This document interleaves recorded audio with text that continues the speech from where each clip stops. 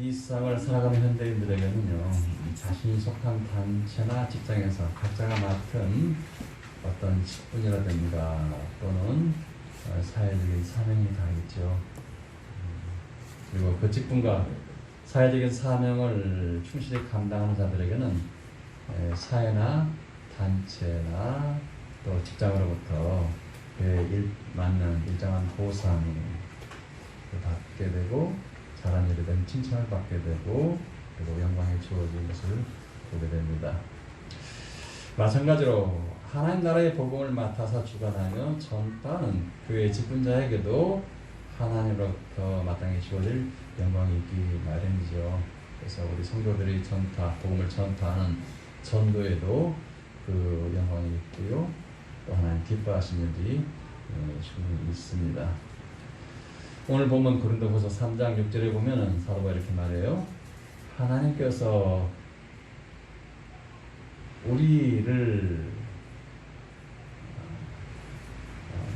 하나님께서 바울 자신과 동료자들을 생명을 죽이는 율법조문이 아니라 생명을 살리는 영으로서 새 언약의 일꾼이 되기에 만족하게 하셨다라고 선언하고 있습니다.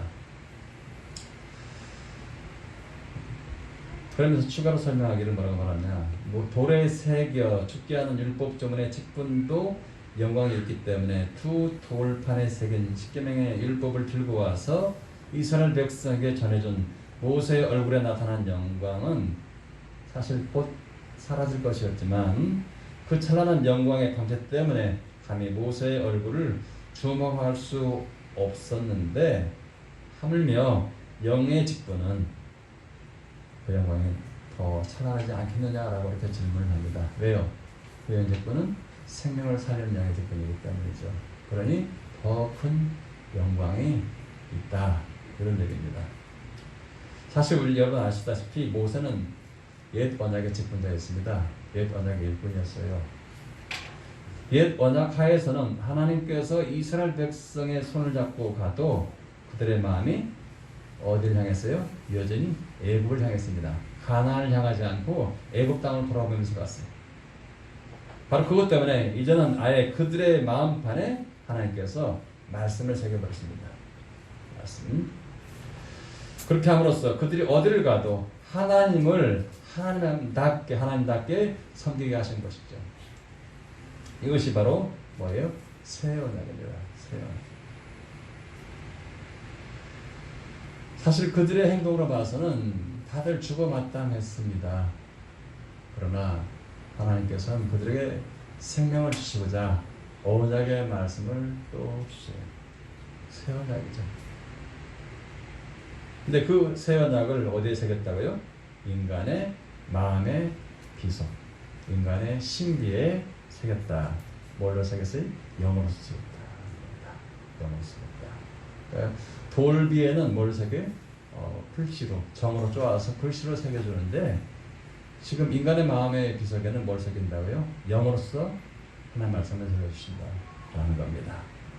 하나님께서는 이 새 언약을 이루시기 위해서 누구를 보냈습니까? 독생자 예수를 십자가에 내어주셨고, 그 결과 죄가 없으신 예수님께서 마침내 우리 대신에 십자가에서 살이 찢기시고 피를 흘리게 되신 것이죠. 그러므로 짐승의 피가 아니라 바로 예수 그리스도의 피로 세운 언약이 바로 새 언약인 것입니다. 새 언약이에요. 새 언약은 뭐를 새겼다고요? 예수의 피로. 여러분, 이 새 언약의 핵심이 무엇일까요? 예레미야서 31장 33절에 보면은요, 에스겔 36장에 나오는데, 그러나 그날 후에 내가 이스라엘 집과 맺을 언약은 이러하니 곧 내가 나의 법을 그들의 속에 두며 그들의 마음에 기록하여 나는 그들의 하나님이 되고 그들은 내 백성이 될 것이다. 여호와의 말씀이니라. 이렇게 했습니다. 그렇습니다. 이것이 바로 새 언약의 핵심되는 내용이에요. 자, 이 언약의 내용은 구약이나 신약이나 같은 말씀이에요. 그런데 왜 새 언약이라고 그렇게 말씀하실까요?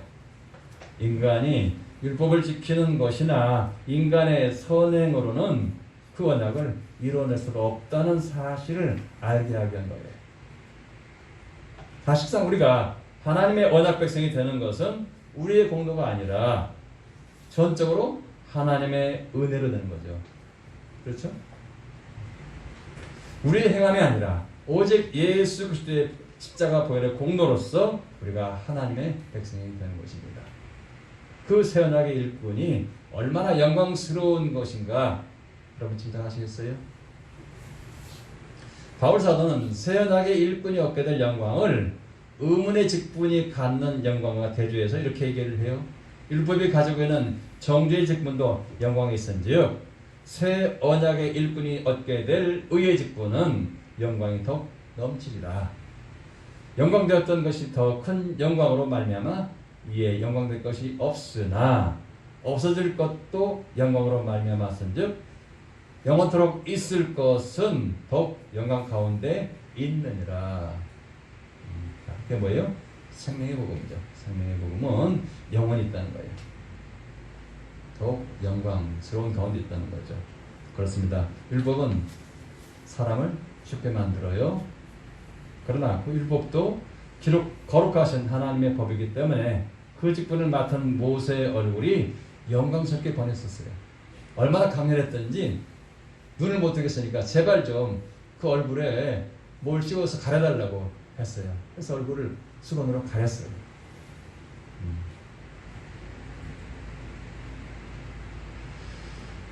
그렇다면 새 언약의 직분의 영광은 옛 언약의 직분의 영광과 좋게 비교할 수가 없을 것입니다. 바울은 바로 이것을 통해서 자신들이 새 언약의 일꾼으로서 받을 영광을 밝히 알려주고 있습니다. 우리는 이런 말씀을 읽으면서 생명을 죽이는 정죄의 법도 영광스러워서 이스라엘 백성이 감히 모세 얼굴을 쳐다보지 못했다면 생명을 살리는 법인 새 언약의 일꾼은 모세보다 훨씬 더 영광스러운 것이니까 사람들이 모세보다 더 두렵게 여길 것이라고 생각을 해요. 그래서 많은 사람들이 생명의 복음을 전한다고 하면서도 세상의 영광과 권세를 생각하기 마련입니다.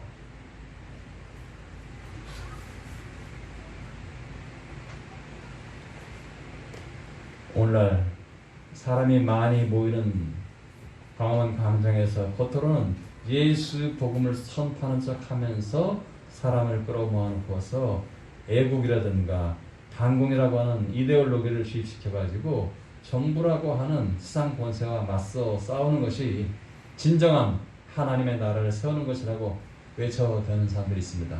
그렇게 해서 우리 그리스도인들을 저주의 사슬로 꽁꽁 올가매는 그런 자들의 모습이 이와 같아요. 거기에 묶이면 사상에 묶이고 반공이라는 사상에 묶이고 애국이라는 것에 묶이면 분별력을 잃어버리게 되어서 하나님의 나라가 이 세상의 것이 아니라는 사실을 잊어버려요. 예수를 믿고 하나님 믿는 사람이 이 세상의 일에 좌지우지되면서 그것 하나 지키지 못하면 안 된다고 해가지고 엄청나게 싸워대고 사람을 죽인 일을 아무렇지도 않게 생각을 해요. 그래서 어떻게 돼요? 걸려라. 코로나 걸려라.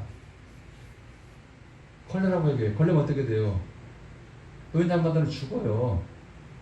4명 가운데 1명씩 죽었어요, 지금요. 근데 그걸 갖다 마치 뭐라고 해요? 순교라고 얘기를 해요, 순교. 그게 왜 순교입니까? 그게 복음을 전하는 것이었어요? 정치적인 투쟁이었지? 목사들의 자신들의 정치적인 투쟁을 위해서 성도들을 이용한 것이 지나지 않아요. 그게 뭐예요? 여러분 잘 생각했어야 돼요. 그리스도의 복음을 전하기 위해서 그렇게 했다면 괜찮겠어요. 근데 그들이 거기서 한 게 뭐였어요? 그리스도 복음 전했어요? 아니요. 세상 정부 공격하고 정치인들 욕하고 그리고 걸려도 죽지 않는다고 말하고 이렇게 예배드리면은 하나님 다 막으신다고 얘기했어요. 근데 다 걸렸어요. 누가 맞습니까? 누가 맞는 거예요, 이게? 모이지 말라고. 모이면 여러분 위험합니다. 나라 전체가 마비됩니다. 경제가 오고 다 파탄납니다. 여러분 생명도 위험합니다. 그러니 모이지 마세요라고 했는데 불구하고 뭐겠어요? 누가 만든 거예요? 성부의 말이 맞는 거예요. 그 앞에서 하나님 지켜준다고 했던 사람들이 하나님 못 지켜준 것에서 어떻게 변명을 하겠어요? 뭐라고 말하겠어요? 못해요.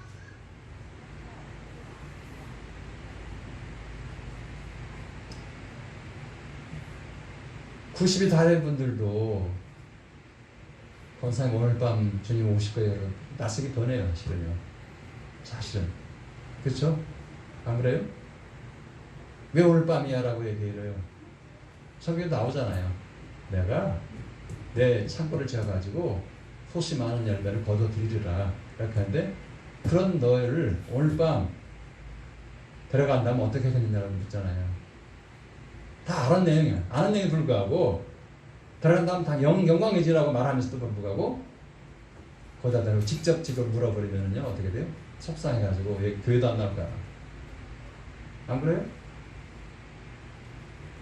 그런데 그렇게 중요하게 생각하는 생명을 갖다가 그 앞에서 얘기하는 사람들이 아주 값어치 없이 얘기를 한다고. 생명의 복양을 갖다가 안 되는 거죠.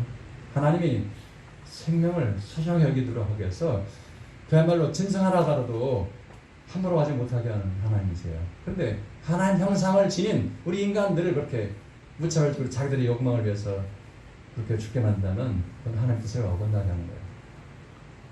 잘 생각하셔야 돼요. 좌니 우니 좌파니 우파니가 중요한 게 아니라 생명이 중요한 거예요. 생명이 중요한 거예요. 오늘도 우리가 이렇게 해서 예배하는 것 때문에 전부 부창에서 와가지고 저걸 했어요. 사실은요. 그들이 말하는 바는 뭐예요? 교회가 말씀을 안 드릴 수, 이렇게 예배를 안 드릴 수 없으니까 최소한 인원만 가지고 영상을 찍어서 기다리는 예배를 드리십시오 라고 했는데 그렇게 많은 사람이 오면 안 됩니다 라고 한 거죠. 고발하겠다는 거예요. 할 수 없는 거죠 그러면. 왜냐하면 우리가 알고 있던 거가 달랐기 때문에, 구청에서 얘기하는 것과 달랐기 때문에 구청장하고 사석에서 얘기를 해가지고 20명 미만으로 하게 되면 그나마 큰 교회를 주는 것이겠죠. 이렇게 해서 하면은 봐주겠다고 하는 건데 그것이 공식적인 것은 아니라는 거예요. 구청 직원 얘기는. 그러니까 지금 우리가 하는 것은 그 법에 위배됐다라고 얘기를 하는 거거든요. 그러나 어떻게 하든 간에 그들의 말은 뭐예요? 생명 위협을 경하는 것을 최소한 줄이라는 뜻이죠. 그걸 찬압하려고 한 게 아니에요. 세월이 좋아지고 코로나가 그치면 그때 가서 자유롭게 들으라고 하는 거예요. 그렇다면 우리는 어떻게 돼요? 참아줄 수밖에 없는 거죠. 참고 인내할 수밖에 없는 거죠. 제가 이런 얘기를 하면 혹시라도 우리 목사님은 아주 좌파적인 생각을 가지고 있는 것 같아 이렇게 생각할 분이 있을지 모르겠습니다만 그건 아니에요.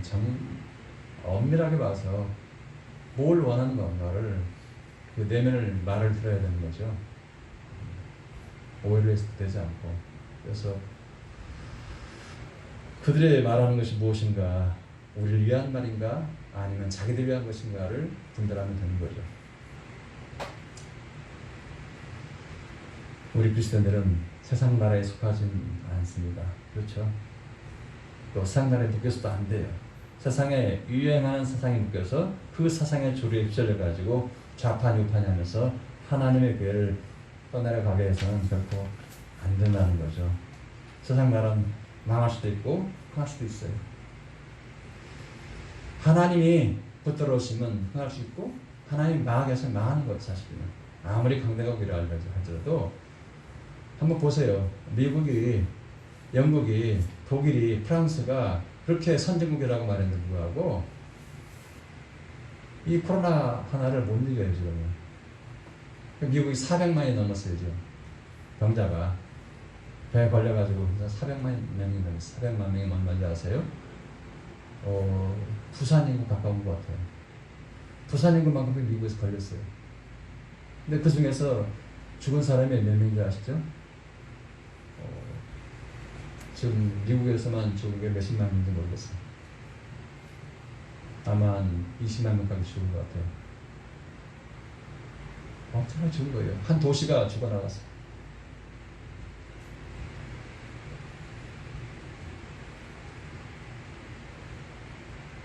하나님이 하시면은 세상을 흥하게도 하시고 망하게도 하시는 거예요. 나라를. 세상 나라가 중요한 것이 결코 아닙니다.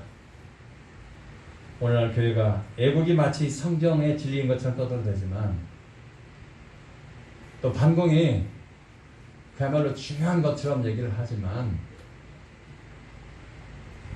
그게 정말 중요했다면요, 그것이 이 땅에 있어서는 안 되는 것이다면요, 소련도 진정 망하게 하셨을 것이고 중도 망하게 하셨을 것이고 수없이 많은 사람이 다 사라졌을 거예요.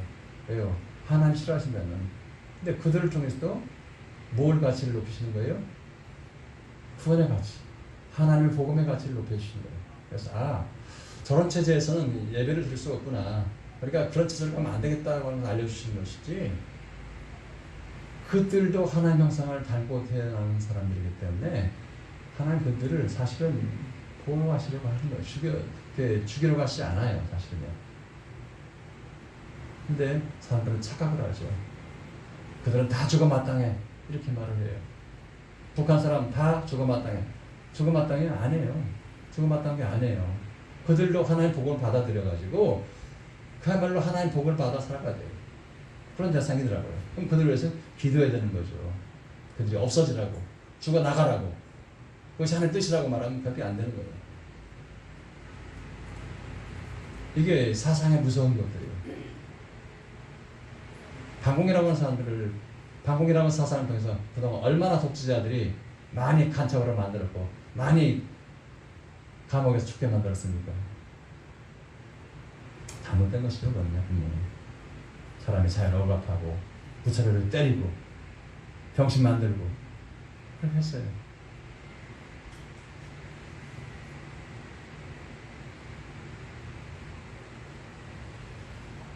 우리 그리스도인들은 생명을 중요시해야 됩니다. 그렇죠? 생명의 가치가 큰 거예요. 왜냐하면 하나님이 자신의 형상으로 빚으신 생명이기 때문이에요. 만약 그 생명을 무시하거나 그것을 경시한다면, 가볍게 여긴다면 그런 그리스도인들은 잘못된 생각을 지닌 자고 하나님을 사랑한 자 결코 아니에요. 아주 작은 아이, 어린 아이 생명조차도, 뱃속에 든 아이 생명조차도 귀하게 보는 그런 사람이 진정한 그리스도입니다. 그들은 그리스도를 아는 냄새를 나타내야 될 교회 안의 사람들로 하여금 세상 사람들보다 더 권세와 물질에 세속화되어 있는 모습만 보여주고 썩은 냄새만 세상에 흩뿌릴 뿐, 복음 자체에 스며있는 생명으로부터 생명에 이르게 하는 냄새를 세상에 흩날리지 못하게 했습니다. 요즘 세상이 교회에 대해서 손가락질하면서 비판하는 소리를 한번 자세히 귀 기울여 들어보세요. 그들이 교회에 대해서 뭐라고 말하죠? 이렇게 말해요. 요즘 교인들은 어떻게 된 것이 신천지 사람보다 더 무서운 사람들 같아요. 이렇게 얘기를 해요. 대놓고 얘기를 해요. 아주.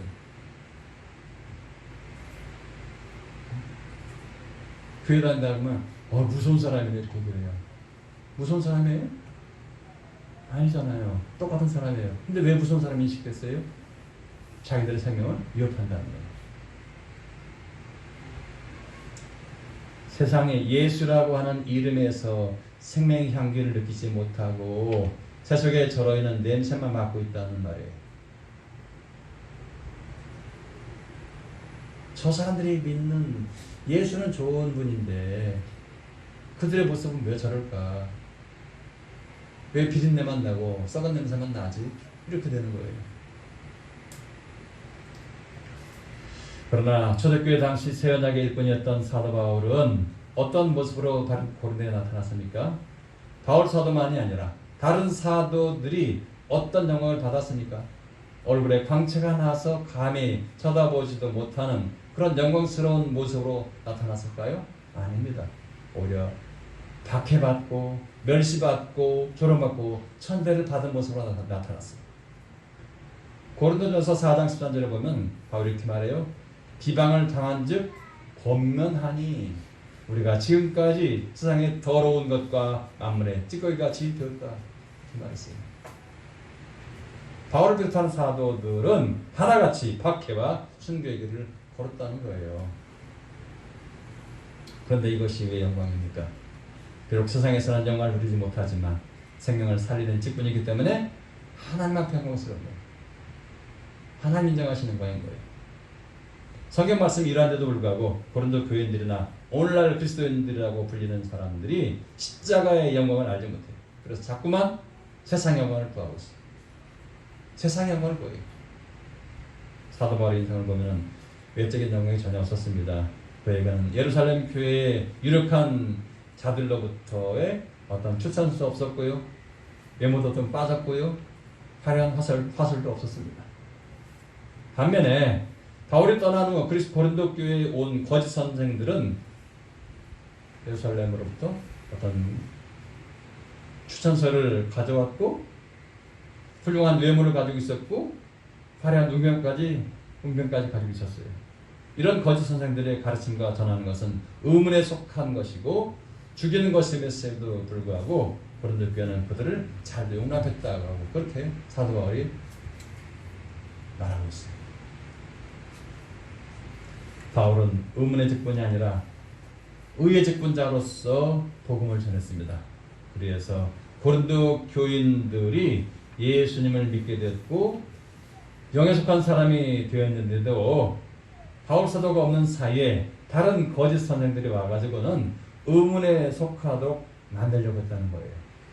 율법으로 돌아가자라고 했다는 거예요.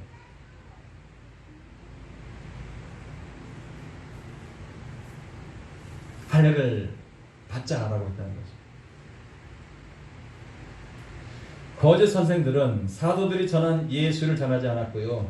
다른 예수를 전했던 거예요.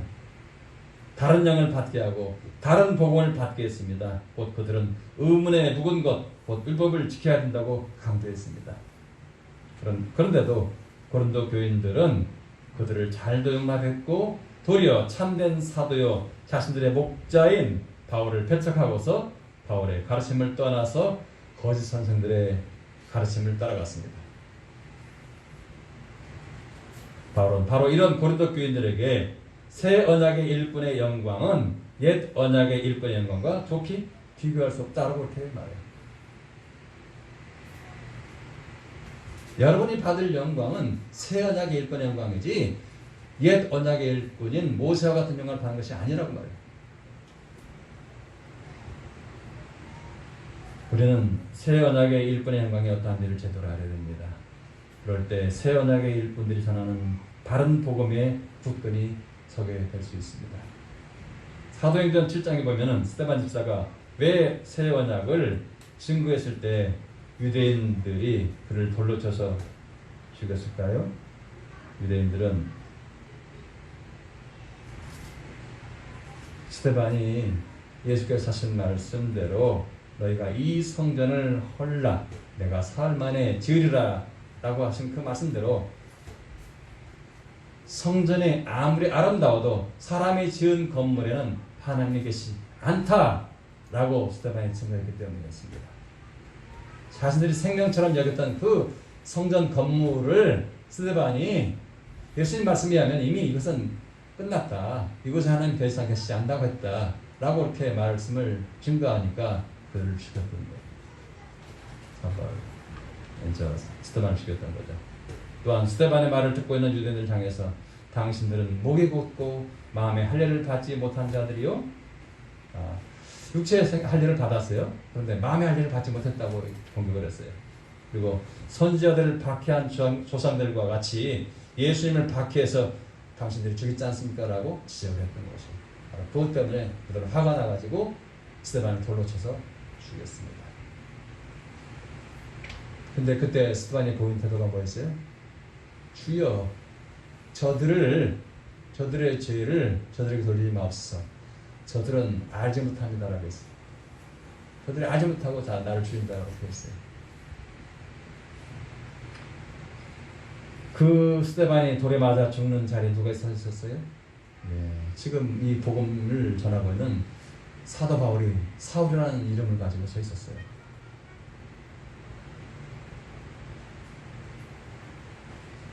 바울이 되기 전에 사울이었어요. 율법을 생명처럼 여겼던 사울은 예수와 그를 믿고 따르는 자들이 죽어 마땅하다고 생각했던 거예요. 그러나 이런 사울이 다메섹 도상에서 부활하신 예수를 만났습니다. 그리고 나서 그 새 언약의 일꾼이 되는 것이죠. 이제 그는 무엇이 참된 영광인지를 알아보게 되었습니다. 의문의 직분이 아니라 의의 직분이 생명을 살리는 참된 직분이기 때문에 자신이 죽음으로써 남을 살리는 것이라는 사실을 알게 된 거예요. 사울은 예수 그리스도의 십자가 죽음의 의미를 바로 알게 되었고 예수님께서 왜 멸시와 저주를 받으셨는가를 알게 되었습니다.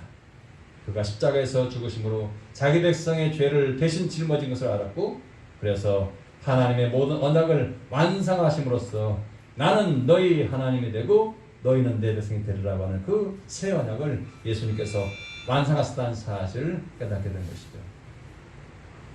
여러분, 오늘날 교회가 구하는 영광이 무엇인 줄 아세요? 우리가 십자가 영광이 아니라 세상 사람 누구나 알아보고 주목하는 모세의 능력을 통해서 세상으로부터 얻게 될 영광을 원하고 있다는 거예요. 오늘날 교회가 설교하는 강단이나 전도의 현장에서 우리는 모세의 능력과 영광이 강력히 나타나기를 얼마나 원하는지 몰라요. 세상 사람들에게 내가 예수 믿는 본때를 한번 보여주고 싶은 거죠. 그래서 어떤 사람은 많은 사람들 앞에서 어떻게 말했어요? 하나님 꼼짝 마. 까불면 죽어 라고 얘기했어요. 모든 방송이 다 찍고 있는 가운데서. 여러분 상상이 되세요? 내가 하나님과 이런 말을 할 정도로 친하니까 여러분 나에게 함부로 대하면 안 돼. 이런 뜻이에요. 나는 이런 사람이야. 난 하나님과 맞짱 뜰 수 있는 사람이야. 이렇게 얘기한 거예요. 하나님 영광을 드러내는 거예요. 자신의 영광을 드러내는 거예요. 자신의 위치를 높인 거예요.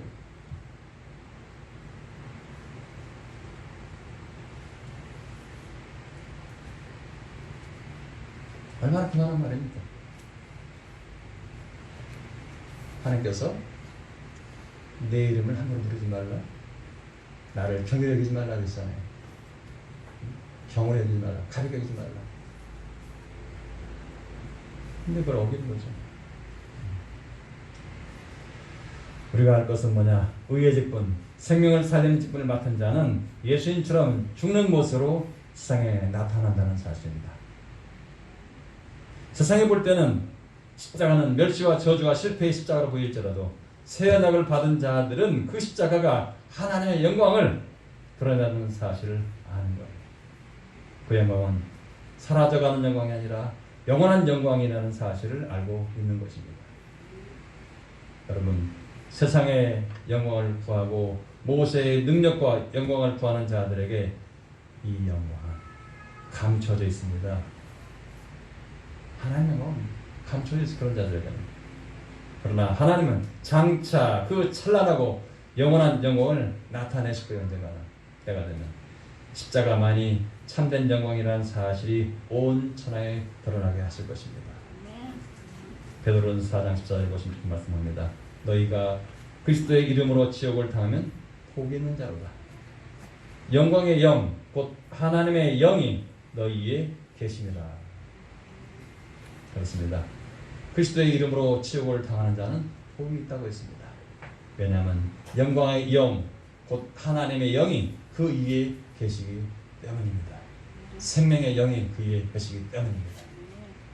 그래서 주의 영을 받은 사람은 수건을 벗은 얼굴로 거울을 보는 것 같이 주의 영광을 봄으로써 주와 같은 형상으로 변화하여 마침내 영광에서 영광에 이르게 되는 것입니다.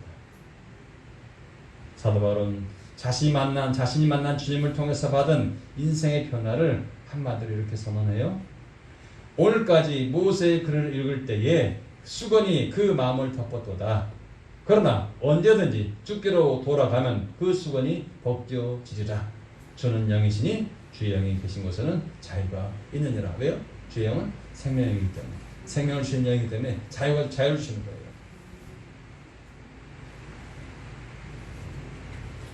여러분, 헛된 목회자들의 말에 현혹되어 가지고 자유를 속박당하지 말고 생명을 박탈당하지 마세요. 사도 바울이 그랬잖아요. 이게 자신의 고백인 거예요. 자신의 삶의 고백이에요. 오늘까지 모세의 글을 읽을 때 수건이 내 마음을 덮어뒀다는 거예요. 수건이 내 마음을 가렸다 몰랐다는 거예요. 그렇게 많이 연구를 했음을 불구하고. 그러나 예수를 막상 만나고 보니까 그것이 아니라는 사실을 알게 됐고, 나는 이제부터 그 생명의 복음을, 그 주님을 내가 주님 앞에 갈 때까지, 죽을 때까지 전할 것이다. 그런 다짐을 하는 거죠. 그는 그리스도이신 예수님 만남으로써 하나님은 영이라는 사실을 알게 됐고, 그 주의 영이 계신 곳에서는 율법의 속박에서 벗어나게 해주는 자유를 누릴 수 있다는 사실을 깨달았던 것입니다. 그는 주의 찬란한 영광을 보았고 주님과 같은 형상으로 변화해서 영광에서 영광에 이르게 되었던 것입니다. 그런 그가 이제 새 언약의 직분자로서 마땅히 보여야 될 모습을 고린도후서 4장 1절부터 6절까지 이렇게 선포합니다. 한번 같이 읽을 거예요. 고린도후서 4장 1절부터 6절까지. 나누전 그 인물 보셔도 되고 성경을 보셔도 돼요. 그러므로 우리가 이 직분을 받아 긍휼하심을 입은 대로 낙심하지 아니하고 이에 숨은 부끄러움의 일을 버리고 속임을 행하지 아니하며 하나님의 말씀을 혼잡하게 하지 아니하고 오직 진리를 나타내므로 하나님 앞에서 각 사람의 양심에 대하여 스스로 추천하노라. 만일 우리의 복음이 가리었으면 망하는 자들에게 가려진 것이다. 그 중에 이 세상의 신이 믿지 않은 자들의 마음을 혼미하게 하여 그리스도의 영광의 복음의 광채가 비치지 못하게 함이니 그리스도는 하나님의 형상이니라. 우리는 우리를 전파하는 것이 아니라 오직 그리스도 예수의 주 되신 것과 또 예수를 위하여 우리가 너희의 종된 것을 전파함이라. 어두운 데에 빛이 비치라 말씀하셨던 그 하나님께서 예수 그리스도의 얼굴에 있는 하나님의 영광을 아는 빛을 우리 마음에 비추셨느니라. 자, 하나님으로부터 긍휼함을 받아서 새 언약의 일꾼이 된 것을 인정한다면 때때로 세상으로부터 찌꺼기 같은 대접을 받을지라도 우리는 낙심하지 말아야 합니다. 사도 바울이 되면 과거에 행하던 은밀하고 부끄러운 일, 즉 속임수를 사용하거나 하나님의 말씀을 왜곡함으로써 세상에서 찌꺼기 같은 대접을 모면하고 높임을 받으려고 하는 생각을 포기했고, 그와는 반대로 진리를 밝히 설명함으로써 하나님 앞에서 자신들을 각 사람의 양심에 따라 대접하도록 맡겼다고 하는 것이에요.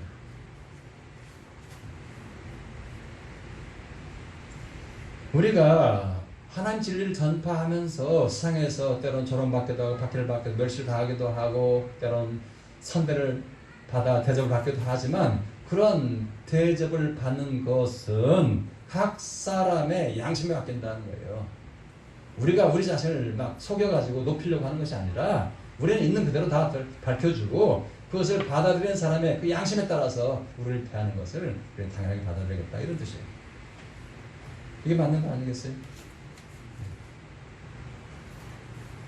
그리고 비록 자기들이 전하는 복음이 가려졌을지라도 그것은 망해가는 사람에게나 가려진 것이라는 거예요. 복음이 가려진 이유는 뭐예요?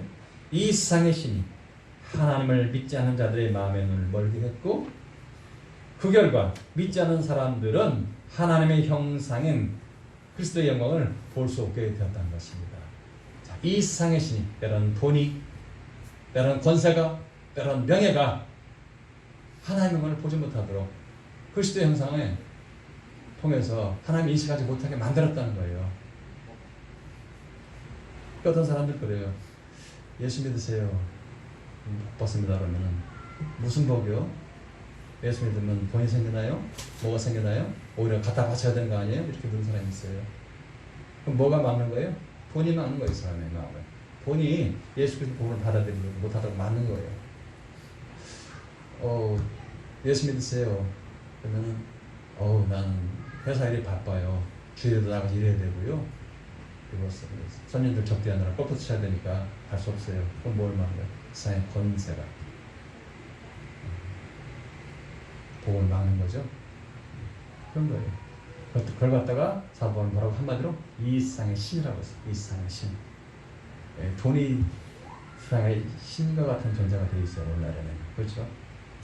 돈이면 안 되는 거였다고 다 믿기 때문에 그야말로 말씀을 전하는 목회자들조차도 그 돈 때문에 망할 때가 많아.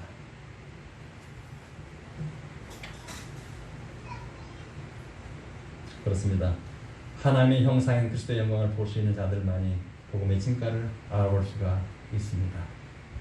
그러므로 사도 바울 일행이 전파하는 것은 그들 자신을 알리는 것이 아니라 주 예수 그리스도를 알리는 것이었고, 자신들은 예수를 위해서 고린도 교인들의 종이 됐다는 사실을 지금 선포했습니다. 나는 예수를 위해서 여러분 종이 된 거예요. 이렇게 말하고 있는 거예요. 내가 여러분을 왜 섬기는 줄 아세요? 내가 여러분보다 못해서요? 아니요. 나는 여러분보다 훨씬 뛰어났었어요. 옛날에는. 그렇지만 나는 그 모든 것들을 다 뱃사물처럼 여겼고 이제는 다 버렸어요. 그래서 나는 여러분이 복음을 받아들이기 위해서라면 나는 참 밑바닥에 있는 종처럼 여러분 섬길 수 있어요. 이렇게 얘기하는 거예요. 그들이 그렇게 하는 이유를 사도 바울이 이렇게 설명하죠. 어두운 곳에 빛이 비치게 말씀하셨던 그 하나님께서 그리스도의 얼굴에서 하나님의 영광을 알아볼 수 있도록 어둡던 우리의 마음에 빛을 비추셨기 때문입니다. 이렇게 말해요. 사도 바울의 마음이 옛날에 어두웠대요. 그래서 그리스도를 알아버리고 됐어요. 하나님의 말씀을 깊이 연구했던 그 자신조차도 어두운 곳에 빛이 비치게 하라고 말씀하셨던 그 하나님께서 그리스도의 복음을 통해서 하나님의 영광을 알아볼 수 있도록 그렇게 조치를 해줬는데 불구하고 마음이 어두워서 그걸 받아들이지 못했고 예수님을 인식을 못했고 주로 받아들이지 못했다라고 하는 사실을 지금 방금 알아보고 있는 거예요. 무엇이 그의 마음을 어떻게 만들었어요? 세상의 권세가, 가말리엘 문화에서의 수제자라고 하는 그 권세가, 그 명예가 그의 마음을 흐렸어요. 그래서 그렇게 연구를 거듭해서 말씀의 박사가 됐음을 하고 예수 그리스도를 주로 인정하지 못했고 주로 이미 인정해서 받아들여서 따라다닌 제자들을 죽였던 거예요. 이게 지나고 나니까 어떻게 돼요? 자신이 잘못됐다는 사실을 알게 된 거죠. 여러분, 우리가 어떤 존재죠? 부서지기 쉬운 흙으로 만들어진 몸을 지닌 존재죠. 그렇죠? 그런 질그릇 같은 존재인 우리가 하나님의 영광을 아는 빛을 비추는 보배를 우리 안에 갖게 됐어요. 뭘 갖게 됐어요? 복음을 갖게 됐어요.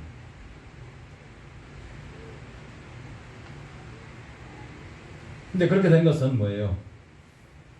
이 빼어난 능력이 우리에게서 난 것이 아니고 바로 하나님에게서 온 것이라는 사실을 보여주는 거예요. 사실 우리가 하나님의 영을 받았어도 자꾸 말씀에 대한 어떤 속임과 왜곡된 진리에 의해서 세상의 유혹을 받아 넘어가죠. 근데 그렇게 되는 이유는 뭐예요? 연약한 몸을 지닌 존재라서 뭔가 솔깃한 이야기를 들으면 속아 넘어가요. 그러나 하나님이 우리를 지켜주시면 우리는 비로소 새 언약의 일꾼으로서 맡은 바 사명을 잘 감당할 수 있게 되는 것입니다. 그러므로 우리는 사방에서 우겨쌈을 당해도 부서뜨리지 않아요. 부스러지지 않아요. 비록 약한 질그릇 같은 존재이지만 그래서 사방에서 우겨쌈을 당해도 예수 그리스도의 복음이 내 안에 있고 하나님 나를 보호하시면 그들의 소리가 망하지 않아요. 우리가 쓰러지지 않아요. 낙심하지 않아요. 망가지지 않아요. 그렇죠? 때로 세상에서 당원스러운 일을 당해도 낙심하지 않고 때로 세상에서 박해를 당해도 포기하지 않아요. 뭘? 복음을. 그리고 맞아 쓰러져도 우리는 결코 망하지 않았습니다. 왜요? 우리의 생명은 맞아 쓰러질지라도 우리의 생명은 주님의 것이기 때문에 주님이 가져가시면 되는 거예요. 우리는 항상 예수의 죽음을 우리의 몸에 짊어지고 다녀야 되겠죠. 그 이유는 예수의 생명이 우리 몸에서 자연스럽게 드러나 보이도록 하기 위한 것입니다. 우리를 통해 사람들이 저 사람 예수 믿는 사람 같아. 자연스럽게 느껴지는 그런 거죠. 말하는 모습이나 행동하는 것이나 생각하는 것을 보면서 사람 신실한가? 하나님 사람 같아. 잘 예수 믿는 것 같아. 예수를 잘 믿는 것 같아. 고매한 인격이 돋보이고 성품이 돋보이고 사랑이 나타나고 하나님 그런 걸 보면서 예수님의 이름을 떠올리시다는 그분의 신앙은 정말로 복된 신앙이고 주님 인정할 신앙이 되는 거죠. 왜요? 사랑으로부터 인정받는 그 신앙의 모습은 하나님이 인정하신 모습이에요. 사람들은 잘 알아요. 앞에서 말하는 모습 보고 하는 게 아니라 어떻게? 그 뒤에서 행동하는 걸 보고 그리고 그가 말하는 것을 보고 그 마음속에 들어있는 그 사람의 어진 사랑의 모습을 보고서 인정하게 되는 거죠. 여러분이 이렇게 됐으면 좋겠습니다.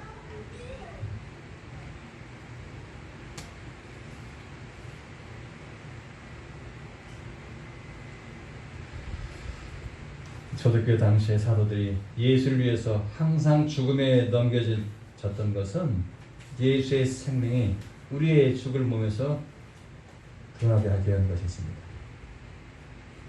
향해 죽는 몸이었어요, 사실은요. 근데 그런 죽어가는 몸을 통해서 누가 나타났어요? 예수 그리스도가 나타났어요. 그래서 로마라고 하는 그 강대국이 예수를 인정했어요. 죽음의 예벌을 당하는 박해 속에서도 예수 그리스도를 믿는 신앙을 부인하지 않았고 당당히 맞설 수 있었던 것은 몸은 죽어도 예수의 생명이 그 몸에 나타나는 것을 우리 믿음의 선조들이 확신했기 때문입니다. 그러게 사도 바울은 그런 사도들의 죽음을 가리켜서 그런즉 사망은 우리 안에서 역사하고 생명은 그 생명 누구 생명? 예수의 생명은 너희 안에서 역사하느니라. 그렇게 선언했던 거죠. 당당하게. 사랑하는 여러분, 지금 이 순간 저는 성령 하나님께서 우리에게 은혜를 베푸셔서 우리로 하여금 예수 그리스도의 죽음의 의미를 알게 해주시기를 원합니다. 새 언약의 일꾼에게 주어질 영광이 얼마나 놀라운 것인지 알게 해주시기를 원합니다. 이 어지러운 현대 세상 속에서 무엇이 진리이며 무엇이 하나님의 뜻인지 분별할 수 있는 그런 지혜를 여러분이 갖기를 원합니다. 그래서 우리 모두 새 언약의 일꾼으로서 하나님의 영광을 바라보면서 진실한 복음의 증인으로 살아가시기를 주님의 이름으로 축원합니다. 기도하겠습니다. 자비로우신 아버지 하나님, 참 여러 가지로 마음이 울컥불컥하고 세상을 바라볼 때에 씁쓸하고 우리의 모습을 통해서 예수 그리스도의 형상에 나타나지 않고 주관하는 율법적인 모습에 나타난다면, 정죄하는 그런 모습에 나타난다면, 예수의 사랑은 나타나지 않고 비판과 정죄의 그 직분자로서만 나타난다면, 과연 우리가 믿었던 예수를 믿는 그 신앙의 모습은 어떤 것인지를 다시 한번 생각해 봅니다. 이제까지 우리가 믿어왔던 것이 잘못된 믿음이었다면 고치게 하시옵소서. 우리가 알아왔던 그 성경의 지식이 당신이 어떤 목사들이 말하는 그런 지식에 지나지 않고 들여다보면 들여다볼수록 주님의 말씀과는 동떨어진 것이었다면 그것을 버리게 해 주시옵소서. 오직 성경 말씀의 그 참 뜻에 따라서 우리의 신앙을 고쳐가고 그리스도의 사랑을 실천하며 하나님의 영광의 직분을 온전히 실천해가는 그러한 우리 그리스도인들이 다 되게 해 주시옵소서.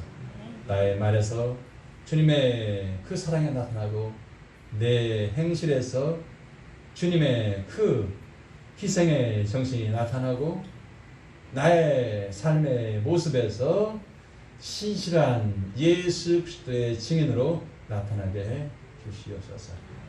우리 구주 예수 그리스도 이름으로 기도합나이다. 아멘.